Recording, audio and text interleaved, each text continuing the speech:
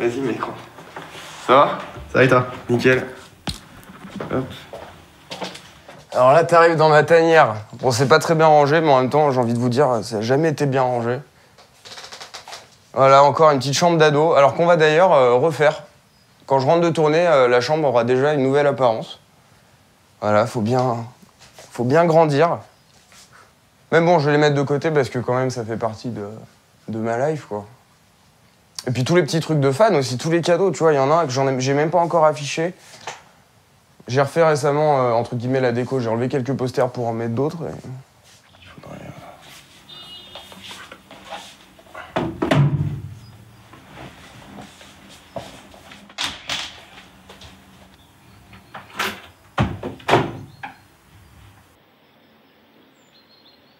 L'adolescence, c'était un peu différent.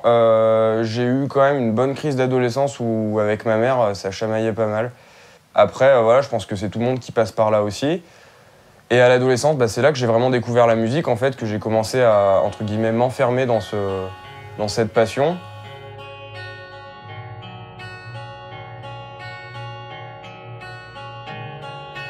C'est pas un grand sportif dans l'âme.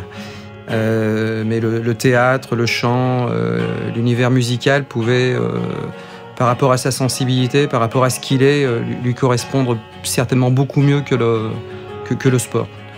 Le sport, il est un amateur éclairé devant la télévision ou dans les stades. Mais je pense qu'il est préférable, effectivement, qu'il soit orienté sur des activités artistiques.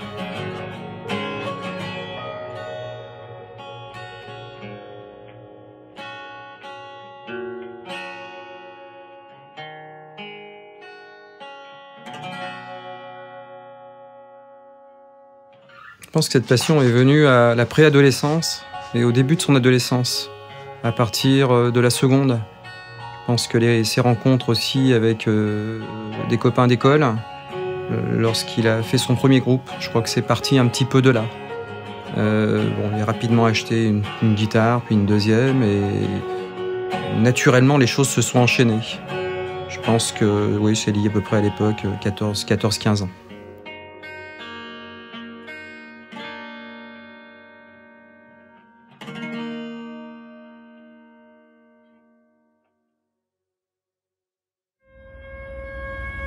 Alors là, dans l'idée, faudrait un... Est-ce que c'est possible de faire un appel avec... Ah,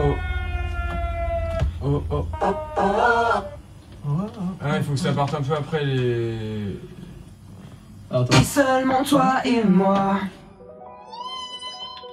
Alors, ouais, défendre l'album en tournée, pour moi, c'est le plus important.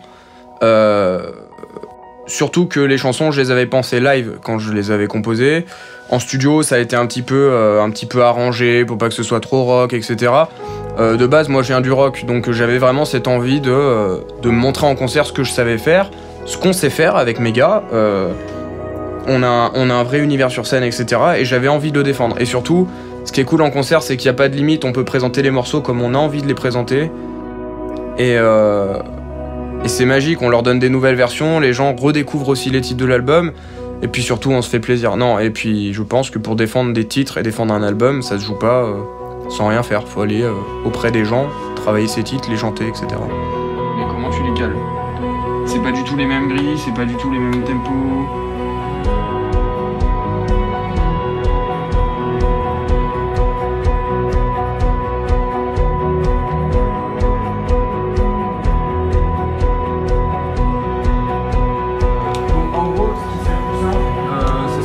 Qu'on répète à partir de lundi en semaine plutôt que ce week-end parce qu'en fait fixe c'est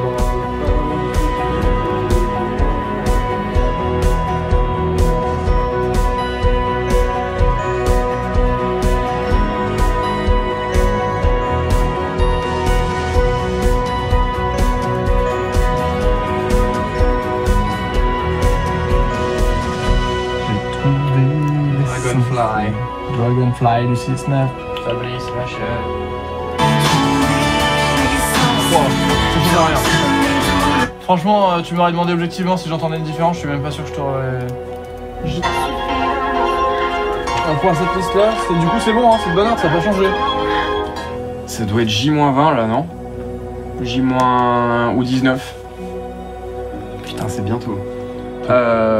Voilà, et puis la prochaine étape, c'est de s'enfermer dans le local de répète de Fuchs et de travailler les titres, travailler.